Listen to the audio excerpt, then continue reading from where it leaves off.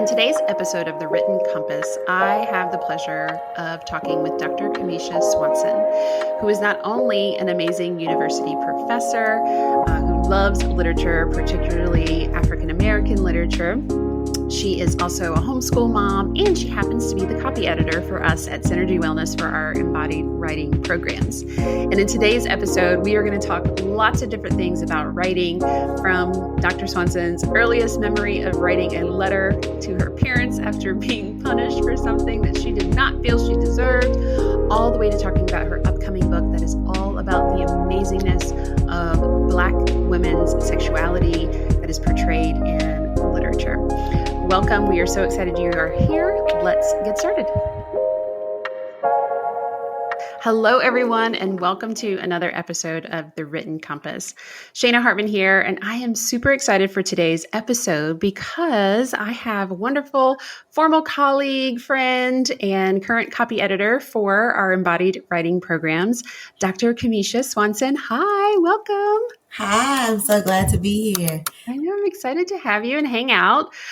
Just to get started, I want to introduce Kemeshia, Dr. Swanson here for a little bit, and then we're going to dive right into talking about our journey as in writing and some of her upcoming writing that you all will be able to access very soon. So Kemeshia Swanson, Randall Swanson, is a PhD. She's a college professor and a homeschool mom, and she loves nothing more than spending a relaxing day with family. However, she also enjoys fitness, baking, candle making, and curling up with a good book. And I can attest, we're going to have to plug KRS Studios because she is a wonderful painter. She has amazing cupcakes, and she makes candles. So we will definitely make sure we get people connected to you in that realm. You're just a creative person, which is really cool. But her background is in literature. So it's obvious that she loves to read. She also has several published journal articles and is awaiting the publication of her first book, which we definitely want to talk about today. And she shares that, like most people who love words, I'm a bit of an introvert, and she loves editing because she gets to talk to the authors without actually talking to them. I love that. And play a small part in making sure the product they send out into the world is as beautiful and engaging as the text that made us love reading and writing in the first place. So good. So I want to start off with, Kemeshia, when you think back, a lot of us have like early initial memories of writing. What is like one of your first memories of writing? Honestly, I don't have a really early memory, but I did mention that, again, I'm an introvert, so I'm kind of shy. I do remember once being punished by my parents for something that I did, and I wrote them this very long letter of all of my feelings that I didn't feel comfortable enough to express. And I actually wrote my feelings out a lot when I was younger. Same. I still have diaries from when I wrote out all of these thoughts. So some of my earliest memories of writing are honestly just writing out my feelings to parents or friends because I didn't feel comfortable enough to express those things.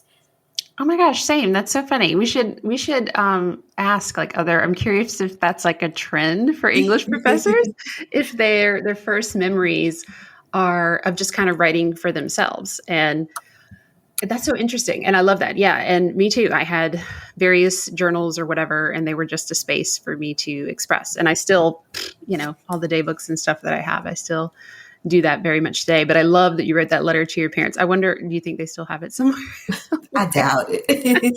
I did think that was funny though. And I tell my students all the time that I'm shy and introverted, and they're like, well, how you're standing before this class teaching us every day, teaching hundreds of students. I'm like, this is really just a show. Being a teacher is pretty much performance and acting. But it took a lot of courage to get to that point. That's true. And say more about that performance and acting, because I know you and I know your students do feel very connected to you. So what's it like, being an introvert, but also like very much being seen because you've published, you've got a book on the way, you're in front of the class. Like, what is that like for you to share your words in that very open way? Right. So, especially at the beginning of a semester, I'm just as nervous as anybody who's done this for the first time ever. Go in with the little sweats and chills. Oh my God, what am I going to do? What am I going to say? Are they going to like me? But after I get acclimated to the students in that particular environment, that particular classroom, it becomes more normal because my teaching is more like storytelling. I Right. share a lot of my own experiences when I'm teaching because that's how I learn. And I think that other people learn through stories as well. So I guess I'm still kind of practicing some of that sharing, even in my teaching. Yeah. And then how does that translate, you think, with your students, the people that you support with their own writing? Because many of them, kind of like you shared, like you're nervous about getting up in front of the class sometimes. And I feel that way too. It's so funny. I don't know any teacher that's not like on the first day still got the jitters. I think that's what makes good teachers. But what do you see, you know, young writers, whether they're literally age young or just young to writing and expressing themselves, what do you feel like they're most apprehensive about? Good question. Well, honestly, I teach a lot of gen ed courses, and of course, I have some majors courses also. But oftentimes, the students who are in gen ed just honestly say, "I don't think that I'm a great writer." They've been taught to Mhm. think that writing should only look one particular way, and if they get anything wrong, then they're just not good at it. So Mhm. oftentimes, they're just afraid to share and explore writing in general because again we have these particular systems and structures and all writing should look like this. At least that's the thoughts that they have in their head. Absolutely. And that's part of, I talk about that a lot on this podcast, of really the disservice of the system, because very early on young students are taught that they need to speak and write in a particular way. And I'll just name the elephant in the room. It is usually an assumption of what a white middle class voice, sounds like. So what do you do with that as a professor, knowing these students come and they have all these different backgrounds, just like a lot of the clients we work with, they have all these different backgrounds and they've got this baggage. Yeah, what do you do with that?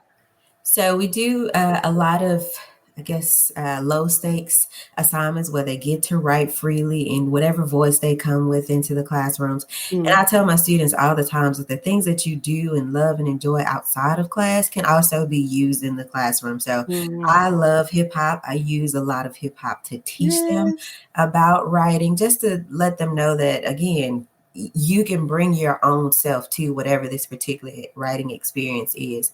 But also, I try to do a lot of different forms of, I guess, writing or composition assignments. So we do a lot of multimodal things, presentations where you get to just stand and speak freely, still being able to share those critical thoughts, but not in that kind of stifling or systematic way. I love that. Can you tell me more? I know some of the things you've done with hip hop in your classroom, but I think it's a really cool. I mean, hip hop is written words, right, that people share in music. But like, what do you see as that connection between? Because I'm sure there's a lot of people who listen and are like, "Well, I like music. I like hip hop. I don't see how it's going to help me as a writer." Like, what do you see as that connection? What do you like to do with it? How do you play? So I use it especially a lot in my literature courses. I do use it in some writing courses also, but definitely in my literature courses because we're analyzing stories or poems or Mm, things like that, and have to tell students or remind them that essentially music is a poem, a story set to, right. well, songs are poems or stories set to music. I never forget I was teaching a poem. It was published in the early 1900s. So it was already kind of out of my students' range. They're like, how am I Mm, going to connect to this particular thing? I have mhm. no connections whatsoever. So I taught that particular poem one day and they did not like it. And I was like, I can't understand. What am I supposed to get from it? Right. But then I brought in a Jay-Z song the next day that had a very, very similar message and asked them to analyze that song. Mm. And then I pulled up the poem that we had just discussed, and you're like, oh, I get it now. So, Ah, yeah, I really enjoy experiences like those. Sometimes words can be tricky, especially if we already have these kind of negative thoughts about them. but music helps us to, I guess, be more relaxed and comfortable again and think about that storytelling aspect. I love that. I love that. And so many the writers that I work with, like just starting with your story, I think is a way in. And also, I love how like using Jay-Z, it feels more accessible to that age group that you're talking to. But whatever it is, I feel, you can have that kind of model to help support you in, if you have a favorite author, you have a favorite rapper or musician or whatever, like go pull their words up in front of you and let that either inspire you or even use it. Like I love even helping people go, okay, they wrote this line like this. Now you go write a line like that and Mhm. just kind of play back and forth and use it as a model and see what shows up by you just kind of getting into the things that you love. That's so, so cool. Yeah. What do you love most about writing? Love that is freeing. So it's somewhat of a stress relief. Of course, reading does the same thing. But when you're reading, you are reading someone else's thoughts. Maybe you can connect to those. But writing allows you to get all of your anxieties or even those happy feelings that you don't want to forget. It allows you time to sit down and actually think about certain things. So it's very much freeing for me. And I think that that's also one of the issues with students specifically who are saying that they don't like writing. They don't realize that it could be something helpful. It's not just a task or an assignment. Absolutely.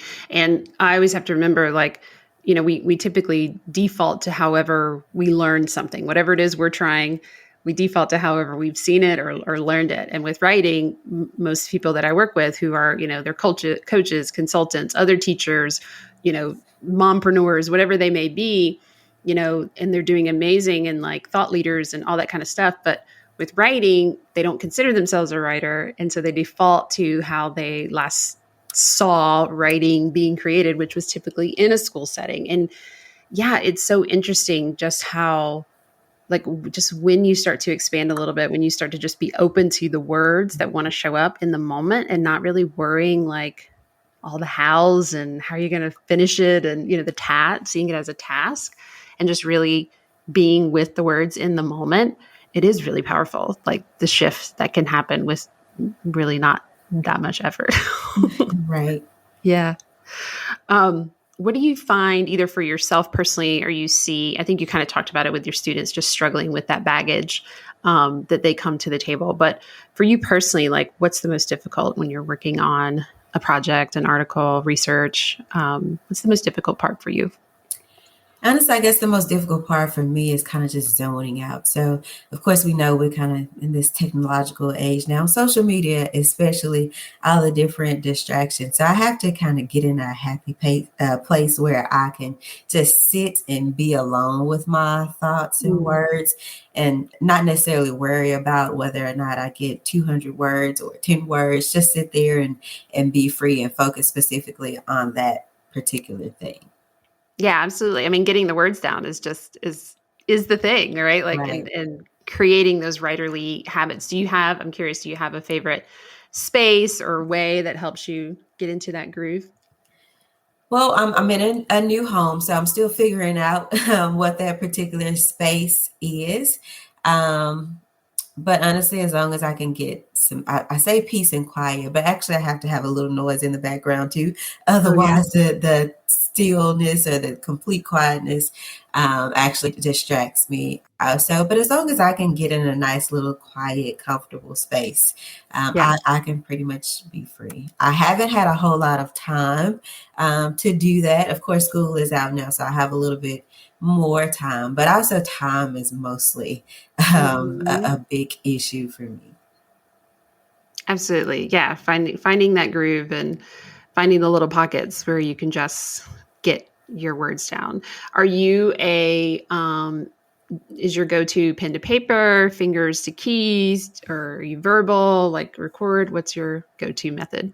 So yeah, like I said, I honestly have most of my thoughts when I'm supposed to be sleeping. It's like brain doesn't want to shut off, so I end up grabbing my phone and Mm, typing down those particular thoughts so I don't forget them. And then maybe I'll come back and write them or type them later. nice. That has always been either I'm in the shower or in the Yep. bed. It's like, no, I don't want to have these thoughts now because I don't want to forget them. But I think that anytime you have that kind of light to come on, it's good to be able to take some time and put those thoughts down, which is why I know lots of English majors or English teachers have those composition notebooks or some type of little notebook Mhm. handy at all times. Yeah, just capturing it like in the moment, even if it's just a couple words that you can signal yourself back to whenever you do get a space or time. Like it doesn't have to be a big swath of time, but just, yeah, I love that. And yeah, the shower, I used to, I had a roommate in grad school who said she wrote her papers in the shower. And I was like, I'm sorry, what? And I'm just envisioning like some, waterproof situation going on. But she was like, no, I'm like washing my hair. And then boom, I get these ideas. And then she would just go sit down and like, they would just that was her like inspiration, and then she would just go and do it. So I was like asking what it is for people because everybody's different, and I think that's what's important too, is there's no one right way. It's really about finding your way that supports you the best. Yeah. um, I want to know too, do you have a favorite author or book that maybe you always go back to or have read a couple times or just had that moment, yeah, that just really, really hit you a certain way? Right. So I definitely have a favorite literary person or a favorite author, Zora Neale Hurston. I mostly just love her attitude, her spunk, her, yeah, everything. Of course, I love Their Eyes Were Watching God. I've read it Same. multiple times. I don't know how many times. And each time I find something different. And that's one of the things that I love about her and her writing also. So not only is it bold, but it's very critical and important, powerful. I also really like Jasmine Ward, a more contemporary author. And I Hmm. think that she has some of those same qualities as Zora Neale Hurston, which is probably why I like her work as well. I need to look that one up. Yeah, Zora Neale Hurston is so great. I remember the first time reading Their Eyes Were Watching God, and I just felt like, oh, this is a language that I completely understand. Right. For those who aren't familiar, it's got a very clear Southern, dialect, and it is used big time um, throughout the entire book. And just, yeah, and it's also, a very powerful female character, and yeah, I get Very it. unapologetic. Absolutely, absolutely, very much so. I love that. So tell us about your upcoming work. I know you've got a book in the works, so tell us a little bit about that. Yeah, so definitely a good transition because my book is actually inspired by Zora Neale Hurston's work. Mm. So, of course, she was writing during the Harlem Renaissance. So, lots of African Americans, particularly African American males, were very gung ho about Black rights and making sure that we present ourselves in the best light, Mm. everything about the race. But she was like, wait. The race is important, but also Black women in general. Let's focus on us. We're important, and we need to discuss Black female sexuality as well. Mhm. Um, so my work is inspired by Zora Neale Hurston, and I look at lots of different depictions of Black female sexuality in literature, and ultimately make an argument that women or characters who were like Hurston's Janie, who are unapologetic, who express themselves freely, tend to have more success in relationships, in life in general, Mhm. because they are bold and more aware of themselves and their surroundings. And honestly, just aren't afraid to maneuver different spaces. So again, I look a lot at Black female sexualities in my work. I love that. Yeah. So, any idea? I know it's still in the works, but how can we connect with you and just follow you so we know right when and where to scoop up this book and this work, this amazing work that you're doing? Right. So I am on social media, Facebook and Instagram, specifically on Instagram, Mesh for Real, MESH for Real. And on Facebook, Kemeshia Randall Swanson. Yes, this has been a long writing process. So I actually don't have a specific date for the book to come out, but it is in its final revising, editing state. So hopefully soon. Yeah. And that's the thing. Kamisha's got a publisher and is a part of, right? Is this an edited work or collaborative? Mhm. Yeah. So a collaborative project and just for the behind the scenes, because I know a lot of people are interested in how can I publish? What are the ways to publish and all that sort of thing. This is a relatively normal element to the tradition, what I call the traditional publishing route, meaning you're with the publishing house and then you add on that you've got collaborators all together and it's just a journey. Right? Definitely. It's just a journey. But it's amazing that you submitted that work and got accepted and are going to be a part of this. And we are super excited. I'll make sure that we have in the show notes the information to get connected to Kamisha. And like I said, she is more than just all the amazing stuff she does with literature and Black women and sexuality and teaching writing and all that good stuff. Like I said, she's got her own series of products and is just creative all around. And she also homeschools her amazing child who is young, but almost as tall as Kamisha. So we both have man children that we are raising. Although I think yours might be creeping up on mine here soon. So too funny. Well, Kemeshia, Dr. Swanson, thank you so much for joining us today. I really appreciate it. It's always great to hear from you and talk with you, and I know we'll stay connected.